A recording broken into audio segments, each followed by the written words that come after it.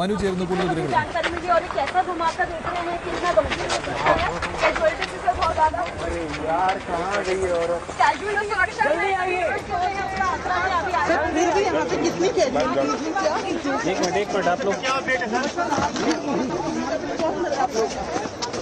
एक मिनट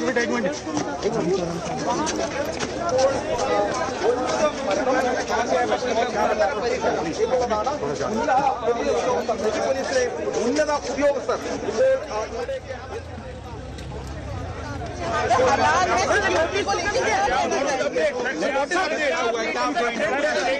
यहाँ पे हाथ होने की खबर है ये तो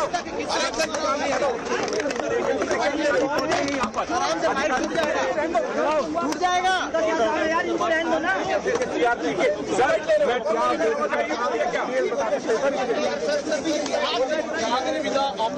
നടത്താൻ ഈ നിമിഷം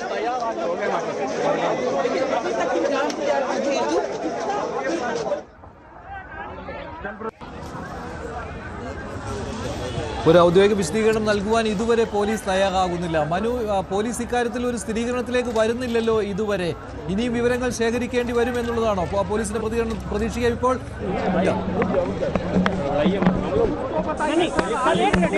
सर, इस इंसिडेंट को आप कैसे ट्रीट कर रहे हैं? इट्स एन एक्सीडेंट और you are treating as an attack. अभी let me find out what has जी सर, अभी आप इस घटना को किस तरीके से ट्रीट कर रहे हैं सर?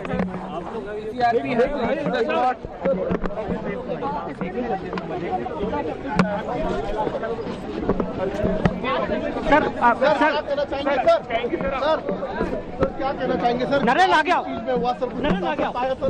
सर, एक बेसिक इन्फॉर्मेशन ताकि अफवाह न उड़े, इतना आप जानकारी दे दीजिए क्या आखिर में मिला, इतना बता दीजिए. एक मिनट पहले हमको देखने दीजिए. आप अभी मत, it's too early to say anything. बाद में बताएंगे आपको, है ना?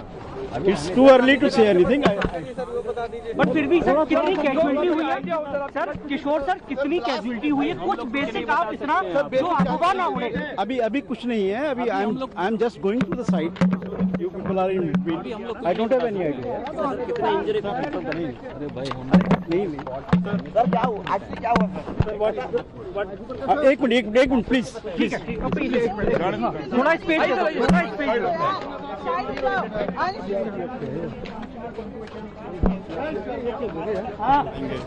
तो मैंने उनको बुलाया कि आप यहीं पे आ जाना, तो वो जो है कह रहे ठीक है हम वहीं आ रहे हैं. तो वो अभी मार्केट में ही थे, उसके बाद ये ब्लास्ट हो गया.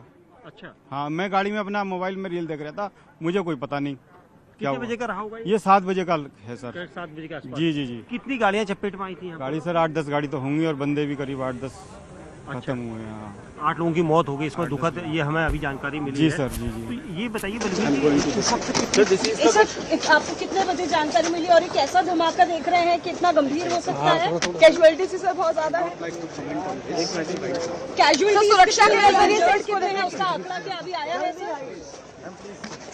इंजर्ड कितने हैं, कितनी कैजुअलिटीज है वो आंकड़ा आया है अभी सर? अभी तक क्या हालात हैं यहाँ के? पुलिस के आला अधिकारी अब मौके पर पहुँच रहे हैं. तमाम सवाल सर फिर भी यहाँ पे कितनी कैजुअलिटीज है? क्या सिचुएशन? एक मिनट आप लोग क्या अपडेट है सर? एक मिनट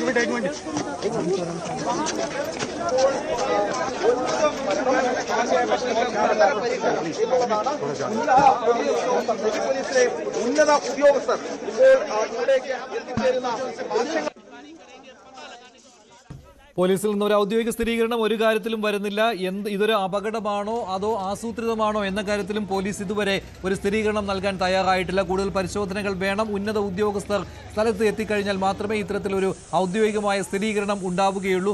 ആഭ്യന്തര മന്ത്രാലയവും അതിസൂക്ഷ്മമായിട്ട് തന്നെ സ്ഥിതിഗതികൾ നിരീക്ഷിച്ചു വരികയാണ്. നിലവിൽ ഇത് അപകടമാണോ അതോ ആസൂത്രിതമായ ഒരു സ്ഫോടനമാണോ എന്ന കാര്യത്തിലേക്ക് സ്ഥിരീകരണം വന്നിട്ടില്ല.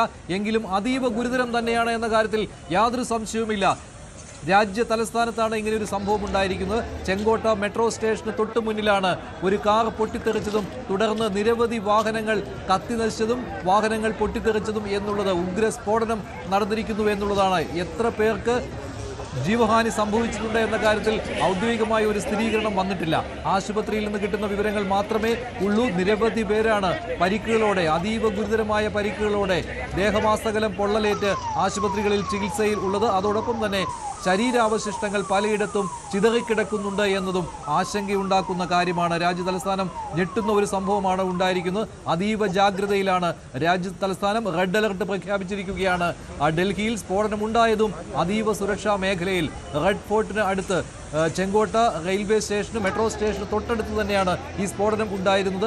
വളരെ വലിയ ജനത്തിരക്കുള്ള ഒരു സമയം, വൈകിട്ട് 7 മണിയോടെയാണ് ഈ സംഭവം. ആദ്യം ഒരു കാർ പൊട്ടിത്തെറിക്കുന്നത്. ദൃക്സാക്ഷികൾ ഇക്കാര്യം സ്ഥിരീകരിച്ചിട്ടുണ്ട്. പോലീസിൽ നിന്ന് മാത്രമേ ഇനി ഔദ്യോഗികമായിട്ടുള്ള സ്ഥിരീകരണം കിട്ടാനുള്ളൂ. പോലീസ് സ്റ്റേഷനിലേക്ക് ഒരു ഫോൺ കോൾ ചെന്നു എന്നുള്ള വിവരം വരുന്നു. അത് രക്ഷാപ്രവർത്തനം ഉടൻ നടത്തണം എന്നാവശ്യപ്പെട്ടുകൊണ്ടായിരുന്നു. അഗ്നിശമന യൂണിറ്റുകൾ ഉടൻ ഉണർന്നു പ്രവർത്തിക്കുകയും അങ്ങനെയാണ് വലിയ രീതിയിൽ, ഇതിനേക്കാൾ വലിയ അളവിലേക്ക് ഈ തീപിടുത്തം പോകാതെ സൂക്ഷിക്കുകയും ചെയ്തത്. നിരവധി അഗ്നിശമന യൂണിറ്റുകൾ ഒരേ സമയം പ്രവർത്തിച്ചതുകൊണ്ടാണ് ഇങ്ങനെയൊരു വലിയൊരു അത്യാഹിതത്തിലേക്ക് പോകാതിരുന്നത്. എങ്കിലും നിലവിൽ സ്ഥിതി അതീവ ഗുരുതരം തന്നെയാണ്. വലിയ സ്ഫോടനമാണ് ഉണ്ടായത്. നിരവധി വാഹനങ്ങൾ കത്തിനശിച്ചു. അതിൻ്റെ എണ്ണം പോലും ഇതുവരെ കൃത്യമായിട്ട് കണക്കാക്കാൻ ആയിട്ടില്ല. ഈ കാർ ഓടുന്ന സമയത്താണ് പൊട്ടിത്തെറിച്ചത് എന്നുള്ള വിവരം തൊട്ട് പിന്നിൽ സഞ്ചരിച്ചിരുന്ന ദൃക്സാക്ഷികളും പറയുകയാണ്. ഇതും സംഭവത്തിൻ്റെ ഗൗരവം കൂട്ടിയിരിക്കുകയാണ്.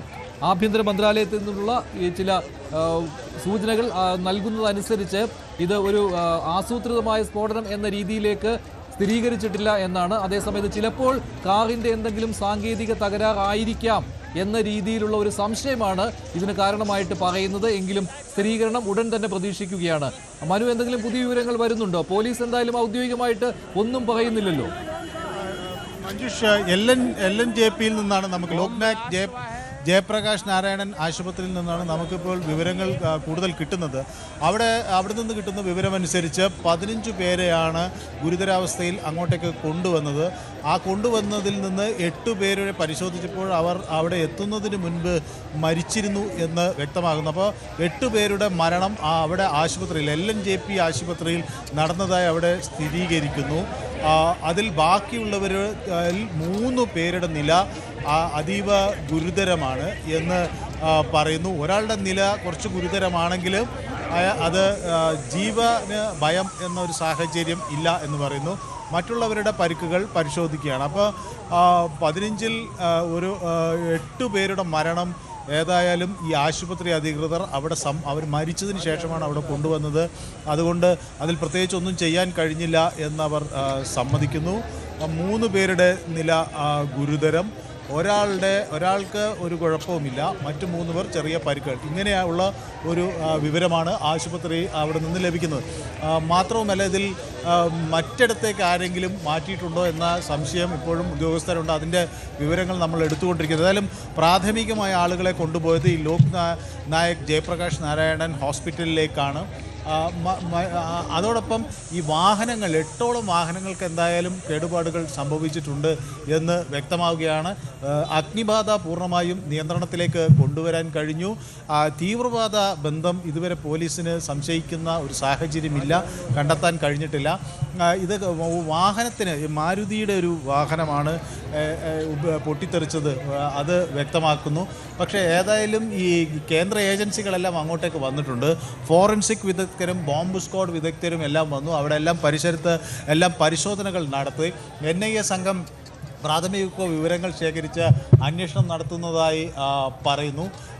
മെട്രോയുടെ ചില ചില്ലുകളെല്ലാം പൊട്ടിയിട്ടുണ്ട്. പക്ഷേ മെട്രോ വീണ്ടും പ്രവർത്തനം ആരംഭിക്കാൻ ആയിട്ട് ശ്രമിച്ചിരിക്കുന്നു. മാരുതി ഈക്കോ വാഹനം ആണ് ഇത് സ്ഫോടനത്തിൽ പെട്ടത്